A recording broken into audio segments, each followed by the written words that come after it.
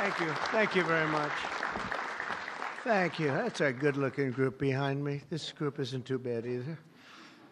Very nice. Nice to be with you. Beautiful, right? Beautiful. Thank you very much. And thank you all for being here to support one of the most important pieces of legislation in the history of our country.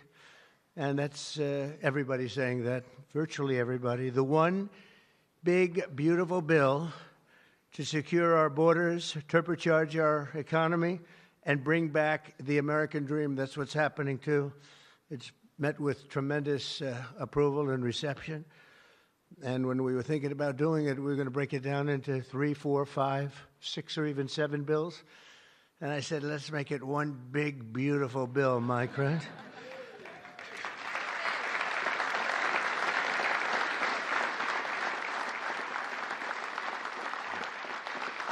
They actually said it would be very much harder to get this way, but it would be better.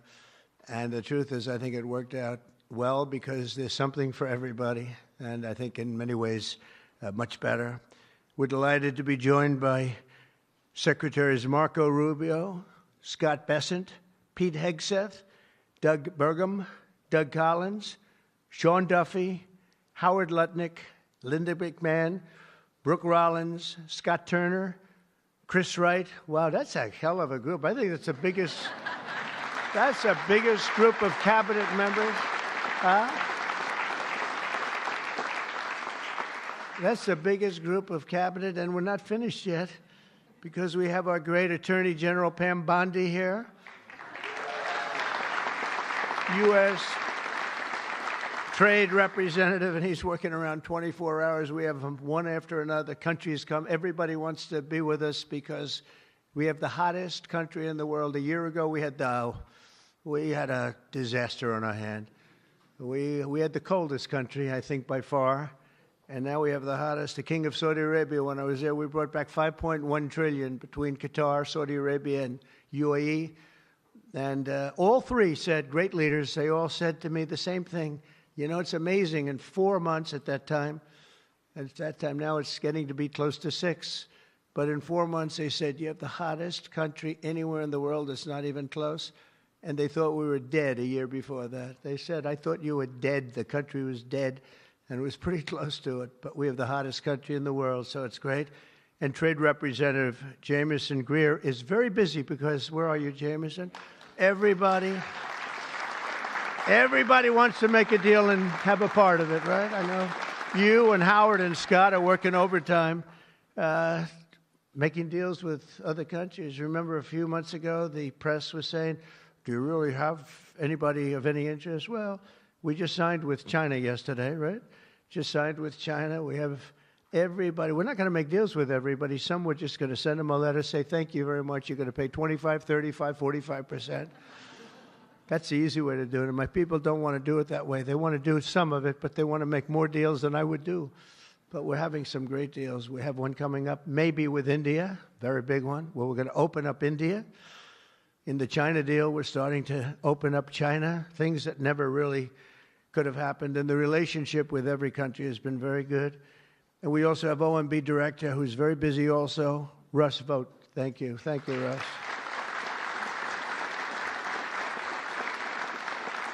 And also, I want to give a very special thank you. This is a hell of a group we have here. This is amazing, the quality of people. But actually, I like these people and most of those people much better than the people I just named, okay?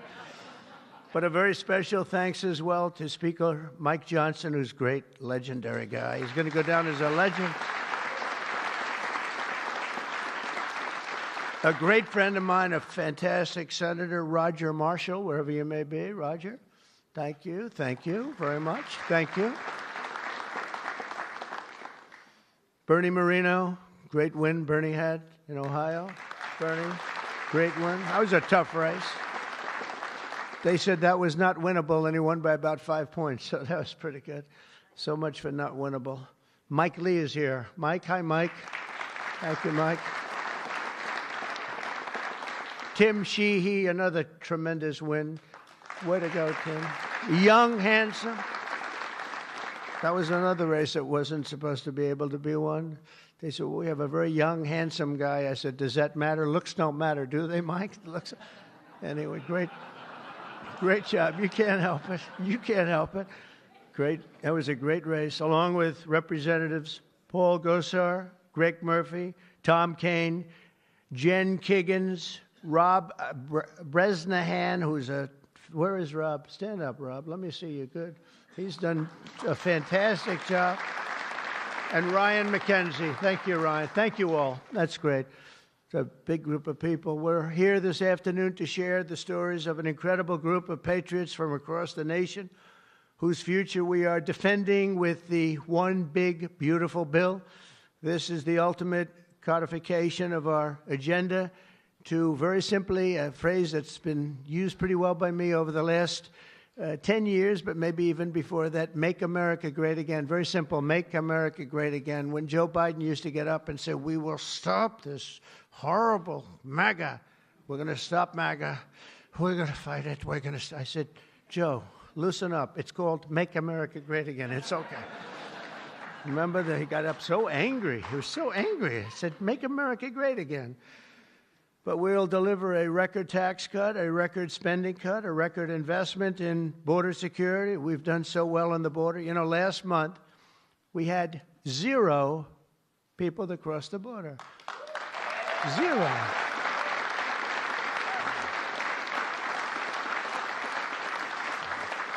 So Christy and Tom Homan and some of the people, what a job you've done.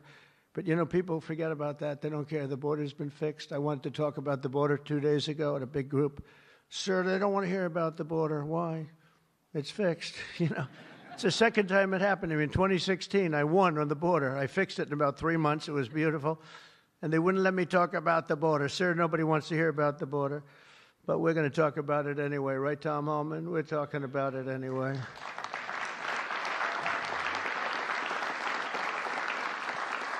So we have a big number of dollars that's coming here because we want to keep it that way, and we want to keep it fixed, and a record number of deportations. We're bringing criminals out by the thousands. Nobody can even imagine. They let people in that were murderers, 11,888 murderers, gang members, people from mental institutions and insane asylum. You know what that is? That's insane asylum. That's a mental institution on steroids.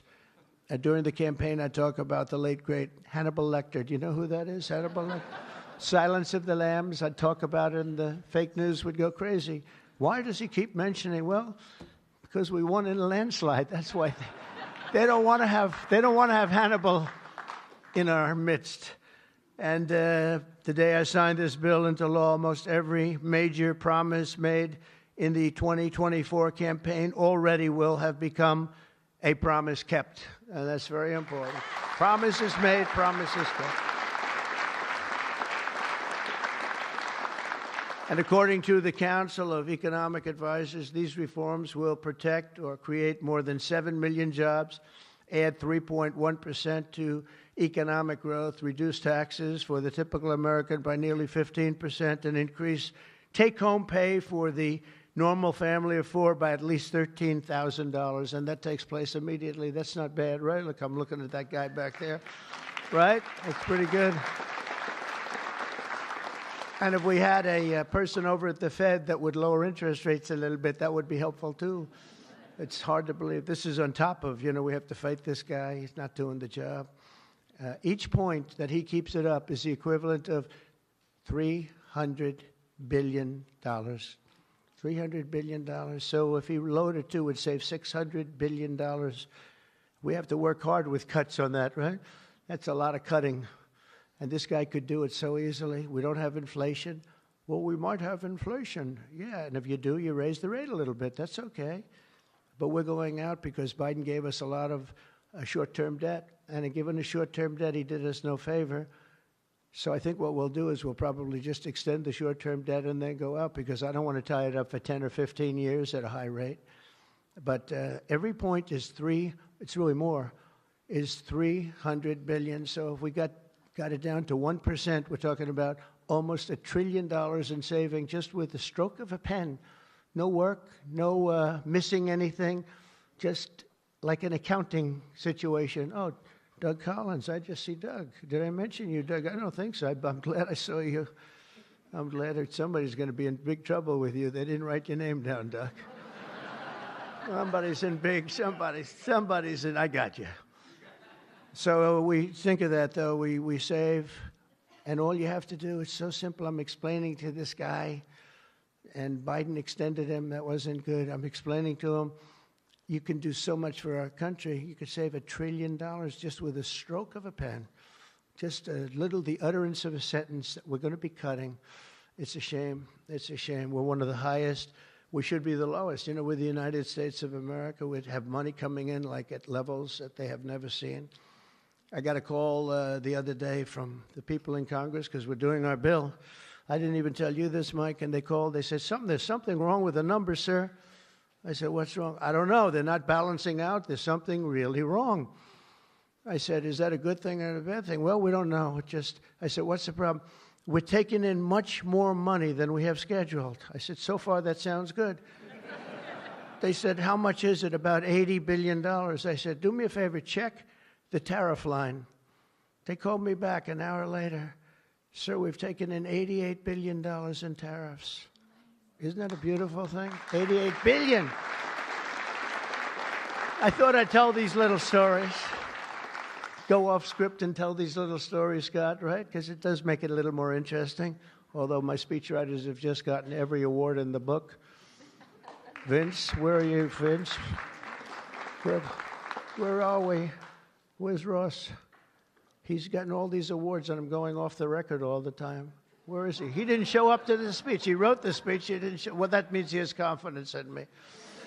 According to the Council of Economic Advisors, these reforms will protect or create more than 7 million jobs, add 3.1% to economic growth, reduce taxes for the typical American by nearly 15%, and increase take-home pay for a normal family by an incredible $13,000. All of these things are happening. And by the way, there's no inflation. All of the numbers I gave you, all of the money that's coming in, and maybe more importantly than the billions of dollars we're taking in with tariffs, is the fact that we've got hundreds of plants going up all over the United States that never would have been here. I was with Howard and Scott and Texas Instruments the other day, and the head of Texas Instruments, they're going to spend $60 billion in the United States. And he said, sir, please don't do it to me.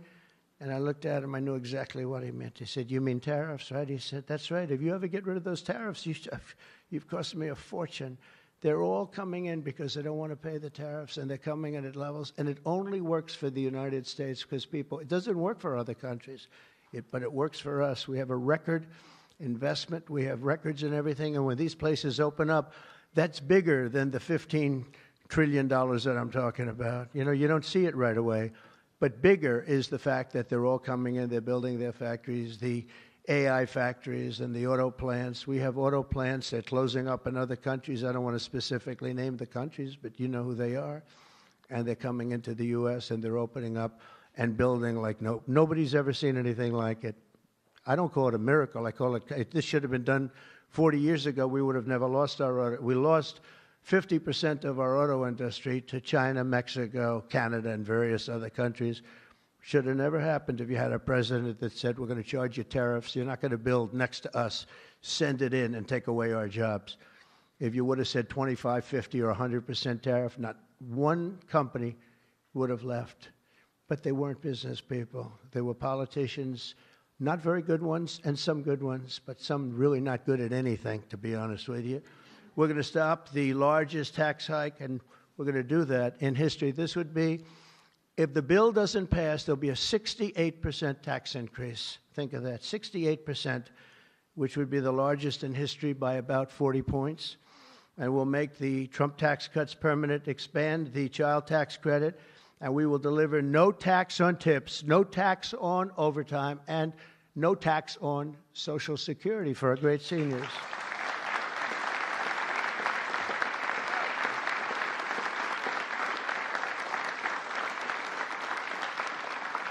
Among the countless citizens who will benefit from these tax cuts is Malachi Krzyzewski, a devoted mom and DoorDash driver from Ripon, Wisconsin, who uses her tip income to support her son. Just think of that, no tax on tips, and it was a very big problem. I was at a dinner in my beautiful building in Las Vegas, and unrelated to this, and I said, what's going on? I will never say good-looking waitress because looks don't matter anymore, in our modern society. She happened to be beautiful, but I won't say that. I won't mention that. But nevertheless, a waitress came over, and I said, how are you doing? She said, not good, sir. Why? The government is killing me on tips. And she looked at me, she said, sir, there should be no tax on tips. I said, say it again. There should be no tax on tips. I said, that's the coolest thing I've ever heard. I walked outside. The press was there, as always, waiting for something bad to happen, hundreds of them. I said, ladies and gentlemen, please announce tonight there will be no tax on tips. And a legend was made. We won Nevada by so much. Republicans don't win Nevada. We won Nevada. So I want to thank that young, beautiful waitress. Thank you very much.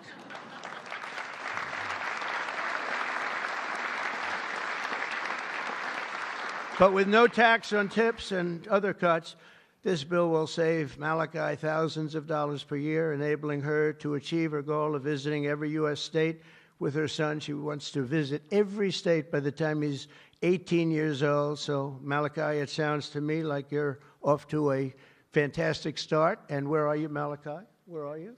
Congratulations. Great. That's good. Thank you.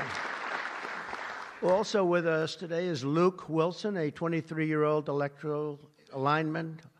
He loves being an electrician, but in this case, the lineman. And these are guys that take big risk, and it's hard stuff. But if you know what you're doing, it's fine.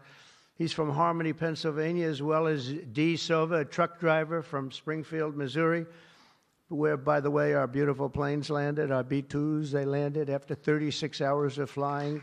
Great going, Pete. And they hit the target.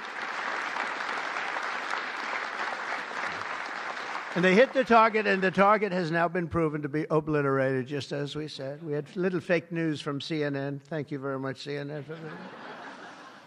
With 3 million miles of driving under her belt, who mentors other women in her industry. And I just want to say, Luke and Dee spend countless hours working overtime to help make this country run. And this bill, the typical overtime worker like them will take home nearly $1,500 extra every single year. So you're talking about at least $1,500, and there will be no harassment because you were being harassed by the Democrats. So Luke and Dee, congratulations to you both. Thank you very much. Congratulations, wherever you may be. Thank you. Thank you very much. Also with us is James Benson, a third-generation auto worker from Belleville, Michigan, who has spent 26 years at Ford Motor Company, which is doing very well. They have a lot of plants in this country. If you have plants in this country, you're going to make a lot of money. And is a member of a tremendous group of people, auto workers. And I'll tell you, we love these people. Auto workers for Trump, and I came through for them, but they were with me long before I really thought. A lot of people said, is he going to run again? Will he run? They've always been with me, the auto workers. James was a lifelong Democrat until 2017 when he saw the benefits of our tax law, and he also liked Trump. Now, sometimes they can like the law, but if they don't like the candidate, it's not going to matter, right? Is that right, Marco? Marco knows, because he has been one hell of a great Secretary of State, right? Stand up, Marco. Everybody respects Marco, right? True. Everybody respects him. Now we're delivering an even bigger win for the auto workers by making interest on car payments fully tax deductible. You know, that's something only rich people seem to have gotten. I said, and that was my idea. It's pretty simple. But I said, the rich people, they always looking for deductions. We want deductions. Linda, did I say, will you please stand up? Linda McMahon. So great.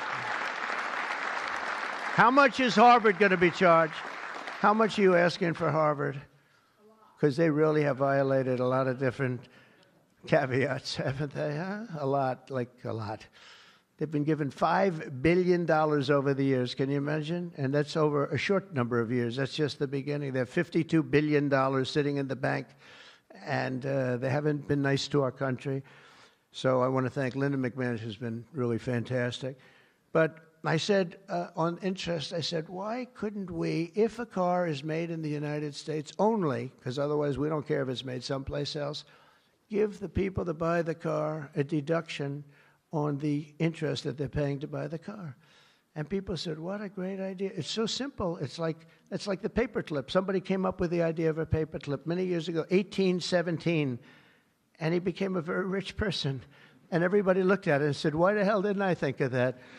But it's like the paperclip, but only if the car is made in America. Remember that, James. We're going to keep those Michigan auto factories roaring. And as you know, we won Michigan by a lot, Susie, right? We won Michigan by a big margin, and something that typically is not easy, but I think we've won it. I actually think we've won it 3 times in a row.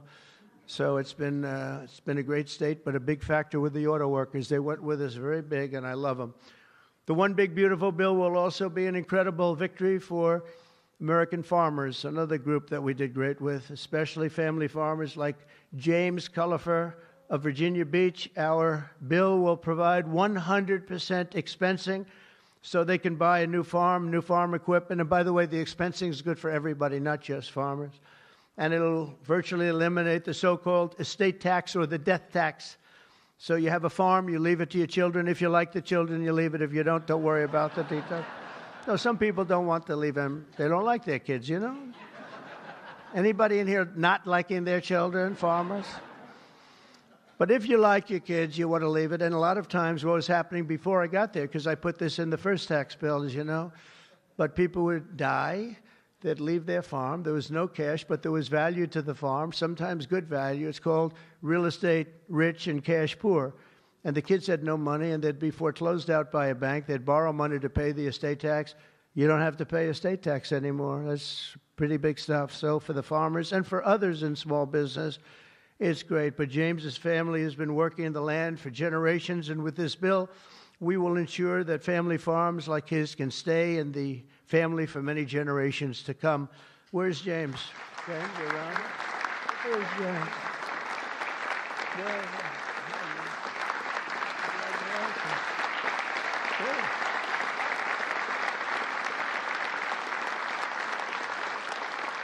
That's great. And you know what I mean, James, right? People pass away, they love their kids or whoever they're leaving, but they love their kids especially. And you won't have the family farmer anymore the long time because they were losing them to the banks, and they were losing them at record numbers. It's not going to happen anymore. There's no tax.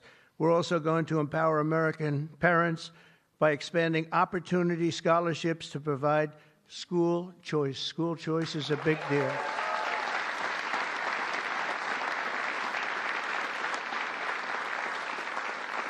And we just got school working with the governor of Texas, as you know, Greg Abbott. We just had it passed in Texas, and I know about that. Somebody said, yeah, that was a big deal. They've been trying to get it for 9 years, and they asked me if I'd call the legislature, Republicans in the legislature, and I did. And I gave them a pep talk, and everybody voted for it. First time. They were shocked, but they never asked me to call them before. This was the first time, and they got it passed, right, Susie? It was amazing. And it was something that Dan and Greg and everybody, they really wanted it.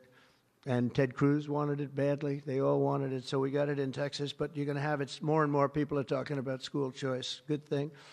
This will be the godsend for mothers like Angelina Banks from Philadelphia. Where's Angelina? Where is Angelina? Oh,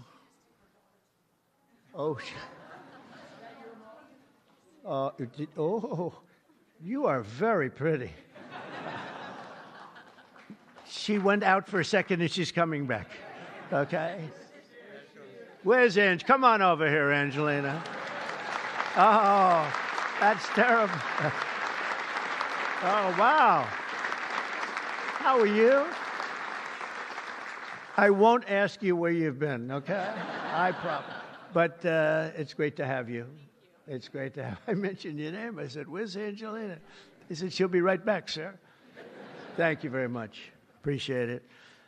And Aubrey and Ava Jane, Angelina says the tax relief for child care and education are a foundation for stability and dignity. I think those were your words, right? Stability and dignity. Good words for her family. And with the One Big Beautiful Bill, we're delivering both, empowering hundreds of thousands of families to choose the public, private, charter, religious school or the home school of their choice. And Angelina, thank you very much for being with us. Beautiful.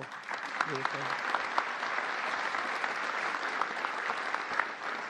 So this bill will also be the single most important piece of border legislation ever to cross the floor of Congress. We will hire 3,000 new Border Patrol officers and 10,000 new ICE agents. And these people are great. I tell you what, I got to know a lot of them. And we have tremendous representation. They've been for me from day one. In fact, I shouldn't say this, but they endorsed me when I first ran, almost at the beginning. And they weren't sure if they were allowed to endorse me, and they said, we don't care, we're endorsing you. But they were great, and they've been my friends ever since. But think of that. So we're going to hire 3,000 new Border Patrol officers, 10,000 new ICE agents. And, you know, these ICE guys, they go into war zones, and they're tough, and they love our country. And if you're not going to be tough, you're not going to do well. But they are tough, and they'll break into a pack, and they call them a pack. Some of these packs come out of the jails of Venezuela. They come from places that you don't want to know about. They're gang members that have been all sent in here through Biden's open door stupid policy. The dumbest policy, I think, well, we have a lot of dumb policies, but the worst, I think, is open borders where anybody comes into our country totally unvetted, totally unchecked. And they're drug dealers and they're people that we don't want them. And they're murderers, you know, they're murderers. I told you, over 11,000 murderers. They're in here. 50% of those, by the way, murdered more than one person. And they came in, no check-in, no anything. It's so sad. What that man has done to this country, we should never forget it, okay? We should never, ever forget it. With that whole group of people, I don't even think it was him. He didn't believe in open borders. He didn't believe in men playing in women's sports or transgender for everybody.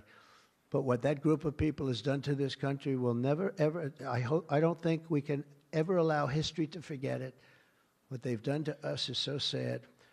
We're going to fully fund the final sections of Border Wall, impose a new remittance tax on money sent back to foreign countries, and dramatically increase deportations to a bare minimum of 1 million illegal aliens per year.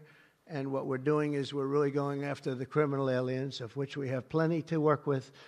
People say, well, that's a lot, isn't it? Well, remember, these countries are very smart. They're headed up by people I know. In almost all cases, they're very smart people, and they're people of great common sense. They're not sending their good people out. They're sending the bad people out, and they put them into caravans. I think I came up with that name, but somebody did. It's a great name, a caravan. Thousands and sometimes as many as 30,000 people walking right into our country. Again, last month we had none. Think of that. It's almost, people say it's almost impossible. But they come in, and at a minimum, they're not people that work very hard. They're people that are on welfare. They don't want them. They don't want them. They give them to us. It's incredible what's happened, and it's so sad to see. It's so sad. It could make you just sick to your stomach when you think about it. I was going to say it could make you cry, but I like to pretend I never cry. I don't want to be a crier, but it makes you sick to think of what they did. What they did to us is just sick. And guys, if we didn't have a Tom Homan, and if we didn't have some of the guys that we have working so hard and dangerously, the country wouldn't stand a chance. But we're getting them out, not as fast as they came in, because they came in and you'd see hundreds of thousands pour into our country in a day. But we're getting them out. And here today is Angel Dad Joe Abraham, the Angel Moms and Angel Dads. These are incredible people. They lost their precious 20-year-old daughter, Katie, in a hit and run after she was struck by an illegal alien from Guatemala. Katie was stopped at a traffic light, rear-ended, full force, going 60, 70 miles an hour right into the back of her car while she stopped. And she died immediately. And her killer, I think you could really say, the killer fled the scene. And Joe, we will end this invasion once and for all, and we're always going to remember the memory of Katie, that beautiful, beautiful 20-year-old daughter of yours. Where's Joe? Is she around here? Joe? Come here, Joe. Come here.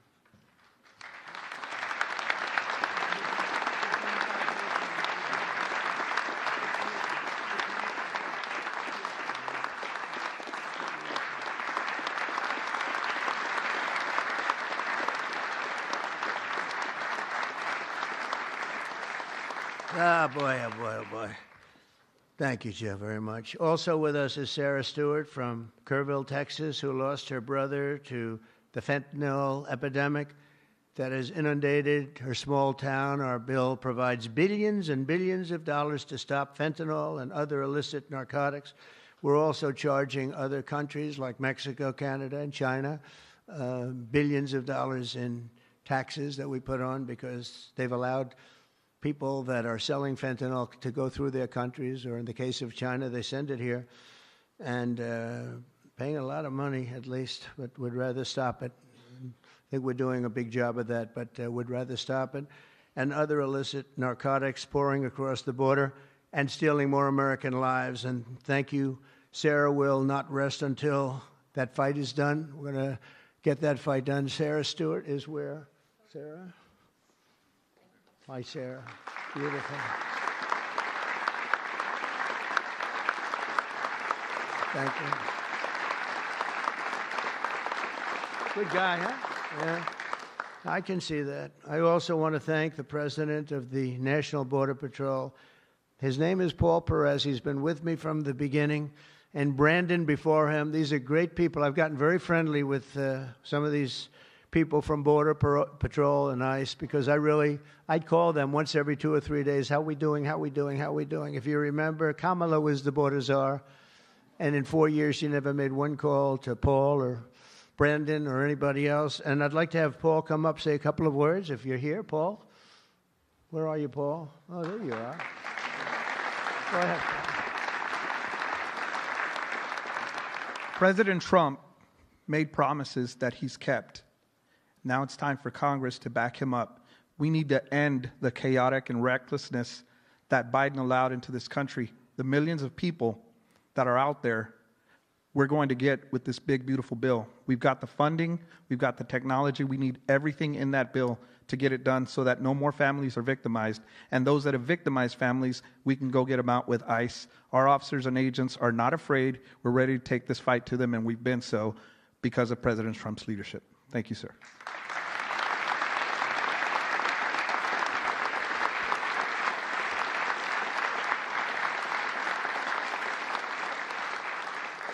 He's been a great friend of the country. He really has, and he's worked with Tom Homan and Christie and all the people that work so hard. They have been incredible. And, I wasn't going to do this, but I see Tom Homan is sitting there, and, I have to call him up. Look at that. I don't call up the Speaker of the House. I don't call up Marco or Peter or anyone. But I want to call this guy because this guy is keeping us very, very safe. Come on up, Tom.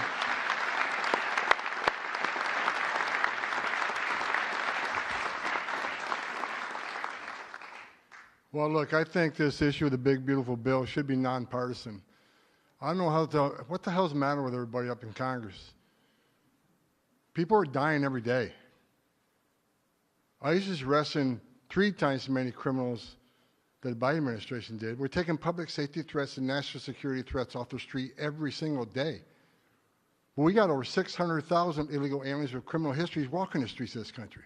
We got less than 5,000 deportation officers. This should be a no-brainer. The more resources we get, if we get this bill passed, we got more agents on the road. We buy more beds, we get more transportation flights. More agents means more bad guys arrested, taken off the streets of this country every single day. Every day we arrest a public safety threat or national security threat. This makes this country much safer. Who the hell would be against that? And I get irritated, I get pissed off because I'm sick of meeting angel moms and dads. You want to talk about family separation? They buried their children.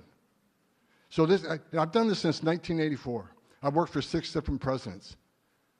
No one has had the success of the Trump administration. We got the most secure border in the history of this nation today.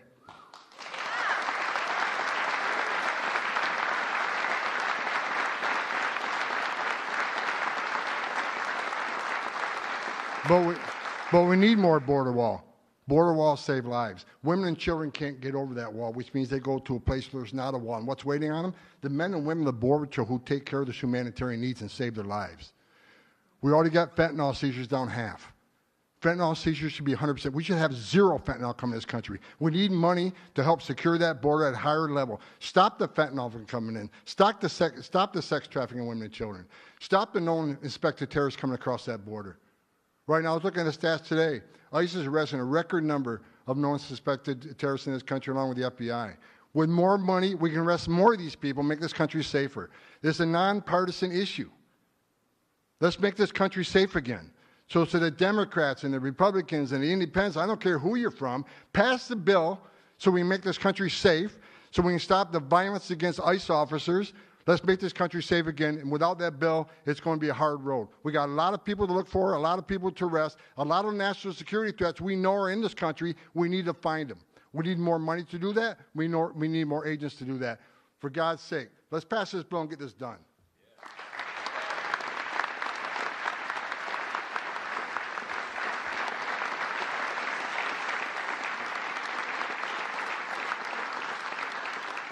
He got so angry he didn't even shake my hand or look at me. Just.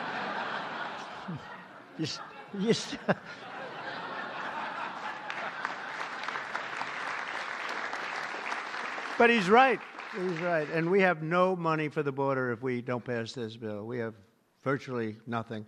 And so we're going to get it done for you, Tom, and for all of the people that have worked with you. It's been amazing, the job you've done. And just in finishing, look, this is the largest tax cut in the history of our country. They want to give you, the Democrats want to give you the biggest tax increase in the history of our country. They have things, whether it's border or economic development or no tax on tips and Social Security and no tax on overtime and all these different things. There are hundreds of things here. It's so good. And we're going to also cut costs. We're cutting $1.7 trillion in this bill, and you're not going to feel any of it. And your Medicaid is left alone. It's left the same.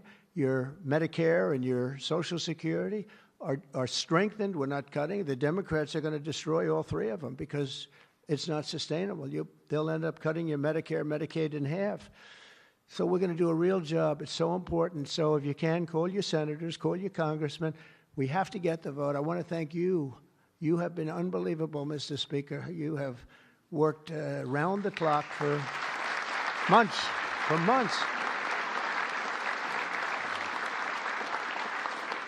And, you know, I shouldn't say this, but we don't want to have grandstanders where one or two people raise their vote. We vote no.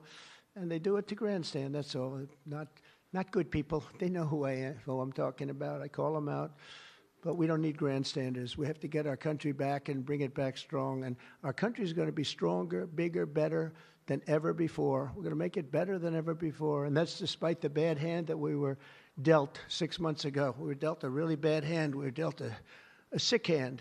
It's unbelievable. You know, when I came back yesterday, as you know, I made a big trip to a place where we had 28 countries represented, and we did something that's never been done. They've raised the number of money, the amount of money that they spend to $1 trillion a year, and that's for world safety. But they all asked me the same question. They said, how could you have allowed this to happen to your country?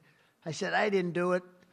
But they said, how could you allow people to pour in? They don't understand it. They all have borders. They have fences, they have walls, or they have just strong people standing there. You can't do it. And they said to me, you know, it's amazing that they allowed these things to happen. And it's amazing, too. I agree.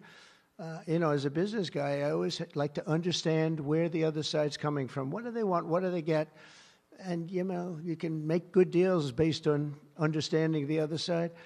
I never understood the other side in this case. Why would they allow people to pour into our country unchecked? You know, I can see people wanting people to come in, and you let them come in. You have a vetting process. You let good people. We're letting a lot of good people in, but they're coming in legally.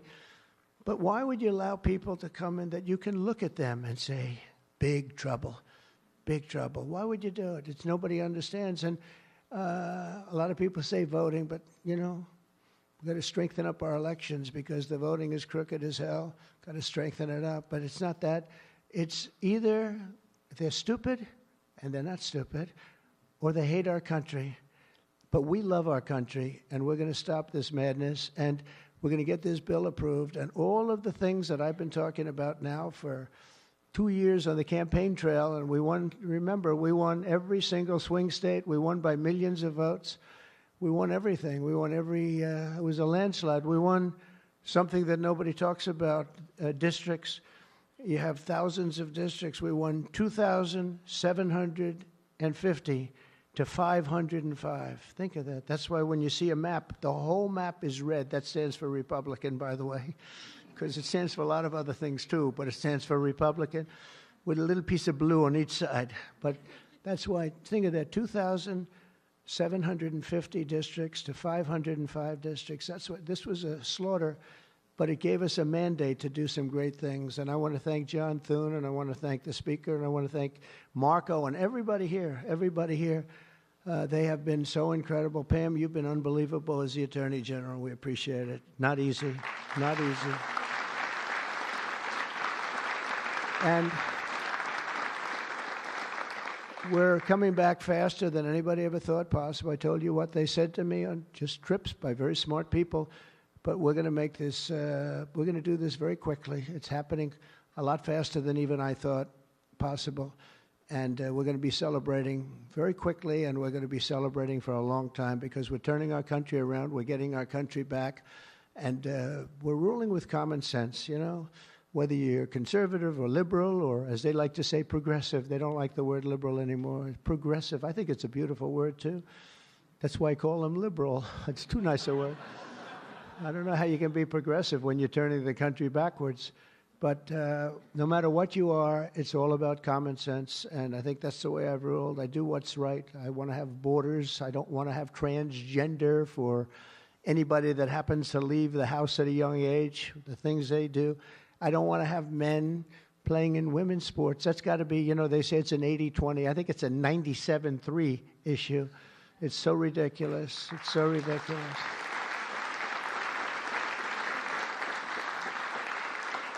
There was a long-distance race the other day, or at least reasonably recently, and they had a top man and they had top woman, but it was a woman's race, and the man entered. He happened to be transitioned.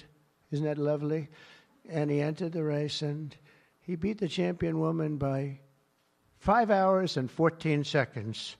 5 hours, that's a lot. Think of it. You're waiting 5 hours for your beautiful daughter to come in. Come on, baby, let's go.